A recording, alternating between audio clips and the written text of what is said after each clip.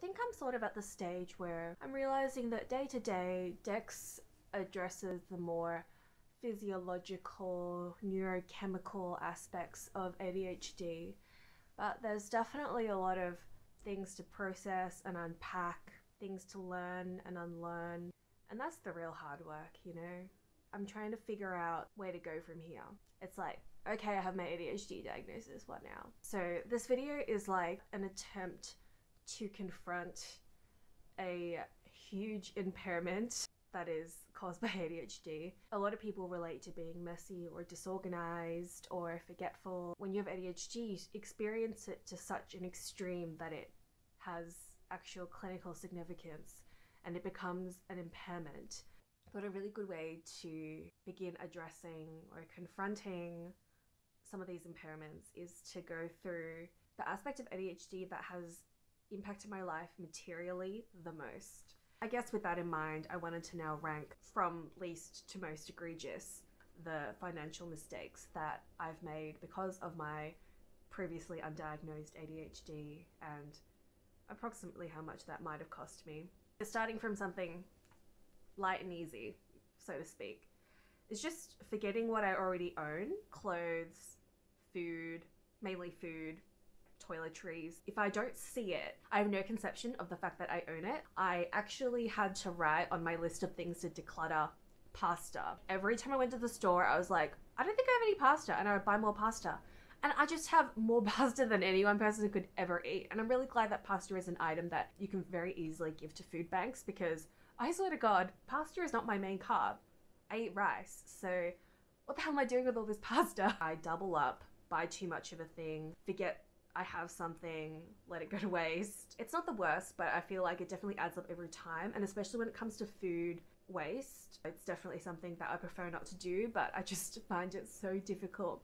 I think it's a lot easier now that I live by myself because I can lay everything out so that I know where everything is, whereas before, when I was living in a share house, because we all shared the fridge, if people put stuff on my shelf or move stuff off my shelf, I would have no idea what I actually had. Next up in egregiousness, is that a word? Abandoned expensive hobbies.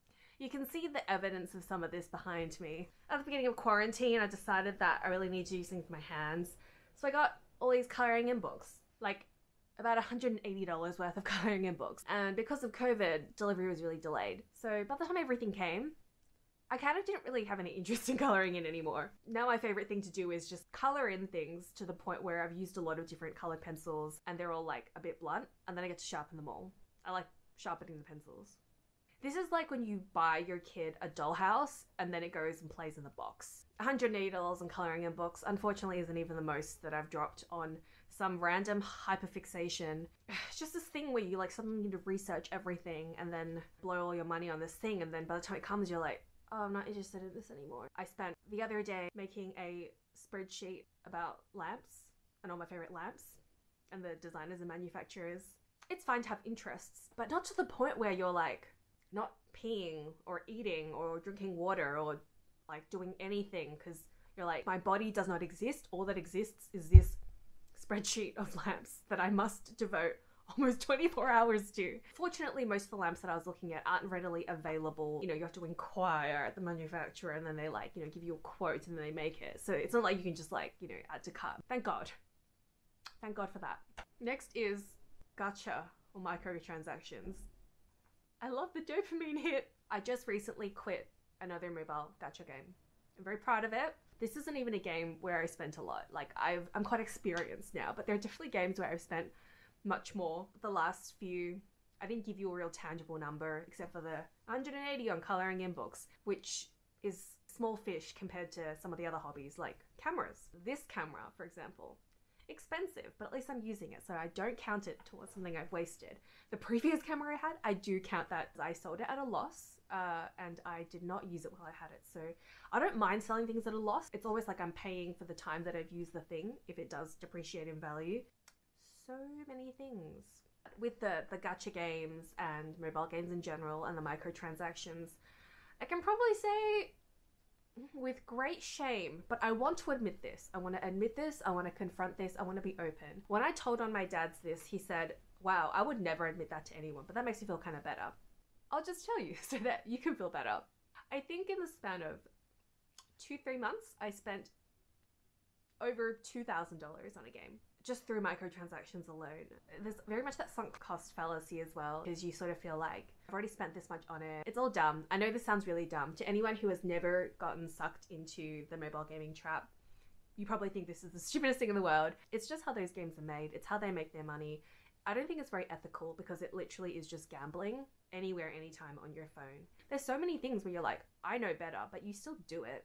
I'm just putting it out there. If you are one of my people, you want to commit rape, by all means do. Oh, and I wish it was a one-time $2,000-ish kind of thing. But no, it's just one game in a long lineage of other games that I have played. You know, those Chinese developers are really good at making money. Because you know what? The gacha game that I most recently quit, that was a Japanese game. I just really feel like they didn't get me as hard.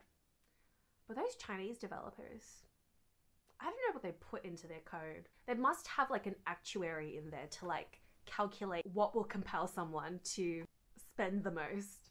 I mean, kudos to them. Next, I've just got written the overdraft saga, !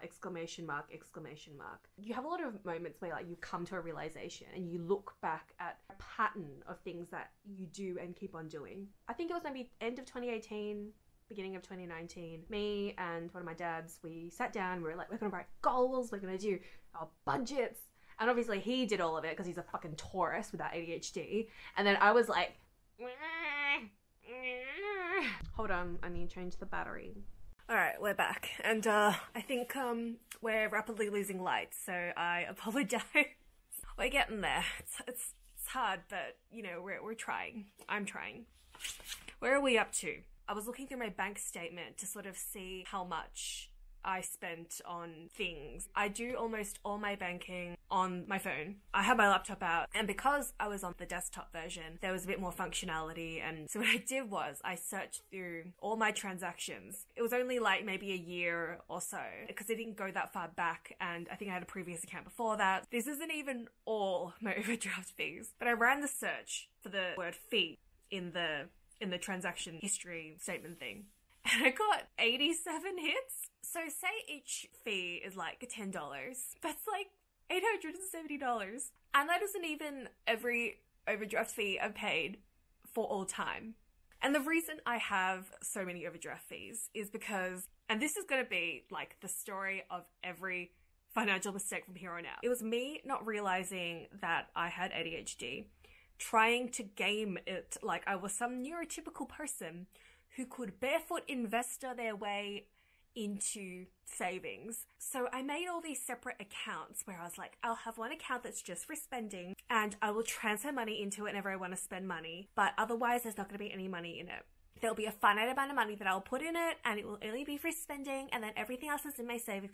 No, that kind of thinking does not work if you have ADHD. That is delusional. You are lying to yourself. You will not do this. What you will do is forget to transfer money into that account constantly when you're making all your impulse purchases, and then get charged on top of that for an overdraft fee. Just stop assuming you are the kind of person who can do these kinds of responsible things. You are not that kind of person. You could try to be, but it might cost you hundreds and hundreds upon almost $1,000 in a year. And you won't learn from that mistake either, because it's very difficult for people with ADHD to reflect on the past in the same way and learn from our mistakes. This is all done with the best of intentions. I'm sure that Kat in the past just really wanted to get some more control over their spending, wanted to limit their capacity to just make impulse purchases by limiting the amount of money in that so-called spending account. But unfortunately, even when you make pre-planned purchases, it doesn't mean you'll necessarily remember to transfer money in for that purchase, especially because you have just like tap and go, Apple Pay. So I beg of you, stop pretending that you are the kind of person who can do that kind of shit, because you are not. Okay, I think it's getting dark. Hey Google, turn on the light. Blech. Sorry about like the numerous lighting changes. The next one is just compulsive spending, no impulse control. I also work in marketing and advertising, so I am really good at convincing other people and also myself that I need to buy a thing. My entire job is to make you buy things you don't need and convince you that there is some deep human reason that connects you to this material object, thereby compelling you to consume it more readily. And when I turn that dangerous power on myself, there is nothing in this world that can stop me. Because this is such a general one, I have two more specific examples. One is sort of related to the last one, which is me attempting to be responsible and invest or save, having to sell my shares off at a loss to pay rent as a direct result of impulsive spending. So that's why it comes under this category. Maybe it would come under another category, but I'm kind of running out of decks and I can't plan anything, okay? So just leave me alone. There have been so many times where I'll be like, if I buy shares, my money isn't liquid in the same sense, right? So I won't be able to spend it. And if I have money in my savings, just sort of sitting there so I can just spend it. But if I put it in the stock market, I can't access it. Except that you can. And when you need to, you will. Again, Catherine, investing in shares is for people who have savings. You cannot invest in shares as a means to force yourself to save. You have no fucking business building wealth or investing money in anything because you don't even have savings. Just don't get ahead of yourself. Maybe you'll figure it out. Maybe you'll get an ADHD coach. Maybe you'll get a lobotomy. Maybe you'll suffer some traumatic brain injury that will somehow put things to rights. But because none of those things have happened yet, you are stuck with this fucking brain. So for the love of God, you get barely any interest in your savings, right? That's the whole idea of putting it into the stock market. But there is more money there than you have when you sell your shares at a loss last minute because you need to pay your rent. So I think it's this myth of meritocracy. It's this myth neoliberalism tries to teach you that if you take control of your life and you have enough discipline and you have enough forethought, that you can somehow game your way out of capitalism. That's just a falsehood they want you to believe so that you'll keep playing. I guess a part of me wanted to play that game, that game is not for me. I can barely play the game at level 1, which is just, work till you die. If I can't even play the game at level 1, what the hell am I doing playing the game at level 10, If you can't even master step 1 of work till you die, then you have no fucking business trying to build wealth. Well, it's just turned into a video of me yelling at myself.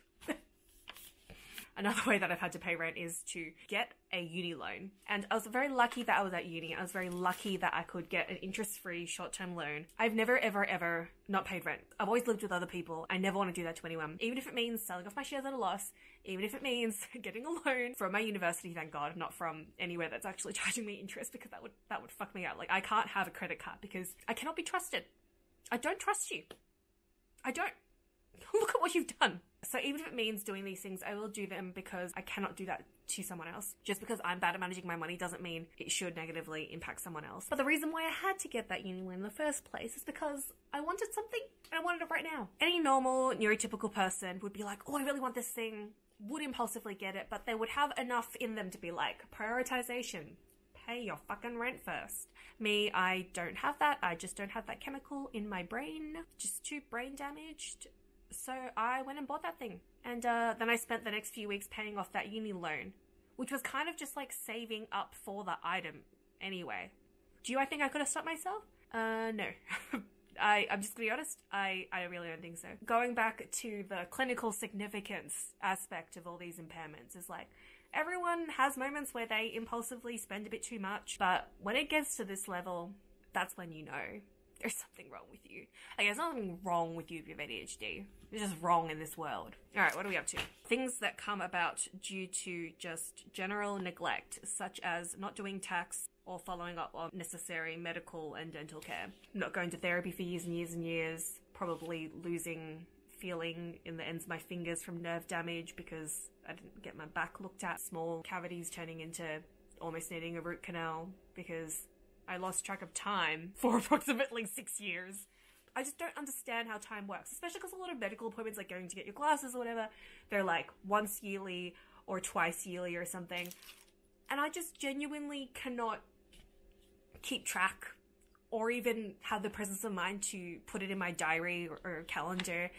I don't know how much time passes between one checkup and another because I lose all conception of time. I don't have a conception of time.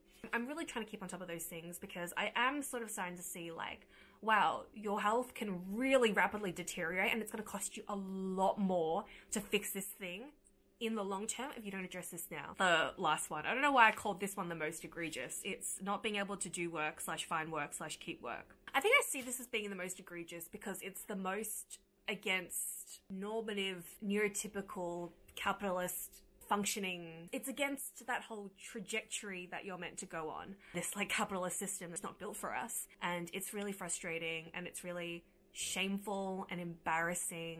I can't be alone in not wanting to be pitied. I can't be alone in being too proud to admit to a lot of these things. A big part of like my goals for going to therapy this time is not necessarily to learn how to like better implement routines and that kind of stuff that you might get from an ADHD coach, which, I'd like to see at some point if I can afford it. But it's more just to deal with the decades at this point of shame that I've accumulated and internalized because I perceive myself as having failed in these most basic of ways. In the world, most of us don't have that kind of financial literacy. There's a vested interest in keeping us ignorant of these things. How many things have you seen online which is like, oh, why don't they teach you how to change a tire and do your taxes in high school? And it's like, do you really want to know why they don't teach you that stuff? Whatever. Anyway, Marxist rambling aside, like obviously it's useful for me to identify some of these patterns that I do think are harmful and not, in alignment with the way that I want to lead my life. At the same time, I think it's also given me an opportunity to really confront exactly how at odds I am with the trajectory of life that I've been taught to aspire to. Is that grammatically correct? It just reveals how impossible it is for me to fit in with this grand narrative that I've been taught is the only acceptable path towards success or fulfillment. And maybe that opens me up to imagining a different way of being, which isn't just, the selfish accumulation of resources towards no end, which is, by the way, what FIRE stands for. I mean, maybe I'm just resentful and jealous that I can't have those things, and that if I could have them, if they could be something that I could have, that I'd just jump on it in a heartbeat, and that all this philosophical ideology I'm throwing around is just like a way for me to soothe myself because I cannot have that. I do also think that even if you are better equipped to live in capitalism and work in capitalism, that there are times where you sort of think, like, is this the rest of my life? Is this forever? Where the fuck did this video go? It was just meant to be one of those top 5 money mistakes you're making as an adult with ADHD. And instead, it just turned into this introspective Marxist drivel, which is just my brain most of the time. Good therapy exercise, Catherine. Good job. Also, side note, the reason I started going back to therapy, which I haven't done in quite a few years because I just kind of haven't been able to afford it or I just haven't prioritized it, mainly the prioritization thing. My psychiatrist made an appointment for me for December, so there's like 4 months that I'm not going to see her. And I thought I would have to set aside money to see her every month, and I was prioritizing getting my medication over getting therapy because, well, I've been just kind of kicking along without therapy for this long, I'll make it alive somehow, whereas the medication, I'm kind of like, I need this every day just to achieve some level of functioning, please.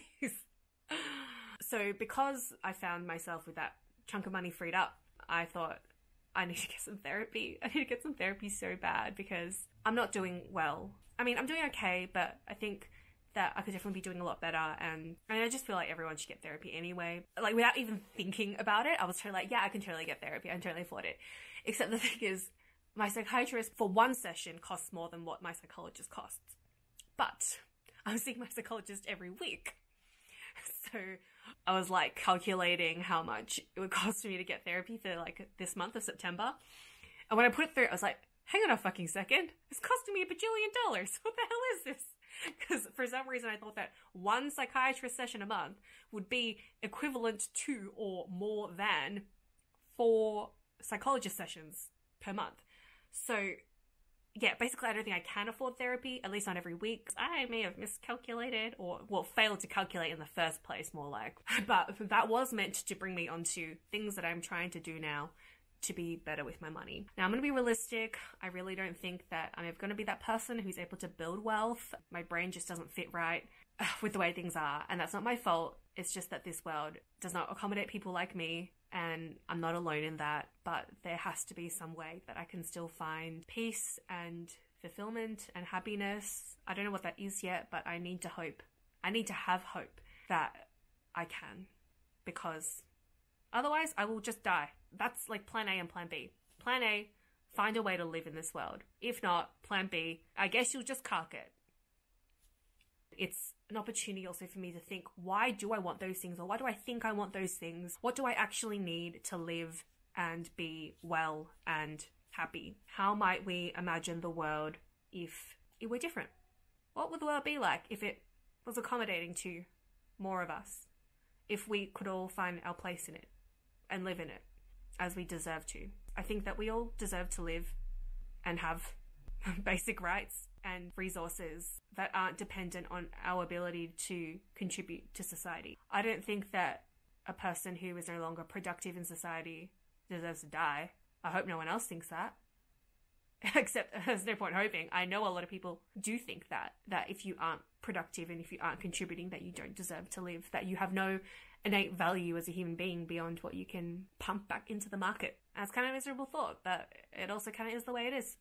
But one thing I am trying to do with my limited resources, because I think the more limited your resources, the smarter you need to be with like where you're going to put all your money. Because I know that I'm not really going to go invest it in my massive stock portfolio or pay off a mortgage to my 20-bedroom house or even get a car. I also can't drive, and because now I know I have ADHD, I'm really like, I really shouldn't drive. Like, oh my god, thank god I didn't learn how to drive. I don't think I could have learned how to drive. I can't learn anything. I have ADHD. But yeah, one thing I do is I do a budget to zero. I use that Dave Ramsey app. He does preach that kind of philosophy of like, if you work hard enough, you can totally get yourself out of poverty and like be rich like everyone else, because that's what everyone else does. You can do anything. So, you know, he has a bit of that kind of thing. But I think like what he's doing is trying to like get people through their lives and send their kids to college and get through this hell world. One of the techniques I think he uses like a budget to zero. It's basically you say, this is how much money I'm drawing from this month. And then you pre-allocate it over the month. You track how much you've actually spent in each of those categories. Does it help me spend less or more responsibly? No. But do I pay rent every month? Yes. So my very humble financial goal is just to keep a roof over my head, keep the power running, keep the Wi-Fi on, and my shower's hot. That's all I want. I want a hot shower. I want Wi-Fi. I want a room of my own, and I think that is not too much to ask, except it is, because a lot of people don't have those things. And we're out here being taught to believe that the people who don't have these things deserve it because they didn't work hard enough. I think if you believe that, you are fucking demonic. Alright, this got heavy. What was this video about? It's literally dark. It's raining. What day is it? Yeah, this video really didn't go the way that I wanted it to. I thought it'd be a lot more like lighthearted and fun. This is probably why I'll never be like a viral YouTuber. It's just A, I'm not brand friendly. B, like why is it that people with ADHD cannot for the life of them communicate or express themselves in a way that is like amenable to people with ADHD? Like I find myself writing super long paragraphs, just chunks of text spiraling out of control, going in every direction, no signposting, no logic. And then I expect people to read that shit. But then if someone sends that shit back to me, I'm like, I can't look at this. You need to break it down into dot points with flashing pictures that change every 0.2 seconds. Otherwise, I'm bored and distracted. And yet the kinds of things that I make are like 45-minute long diatribes justifying my own bad financial decisions. But you know what? It is what it is. And, you know, I'm not here for the mainstream appeal. I'm here to do like therapy homework on camera because otherwise I won't do it. Just my accountability partner. Sucks to be you if you're still watching. In terms of who's watching, it's sort of like, what is the sound of one hand clapping? What is the weight of a single grain of sand? If you made it this far, like, comment, subscribe. I mean, you're already here. And frankly, I know I spoke about the sunk cost fallacy before, but this is real sunk cost shit right here. Maybe don't subscribe. I mean, subscribe if you want to. Do whatever you want. Alright, bye!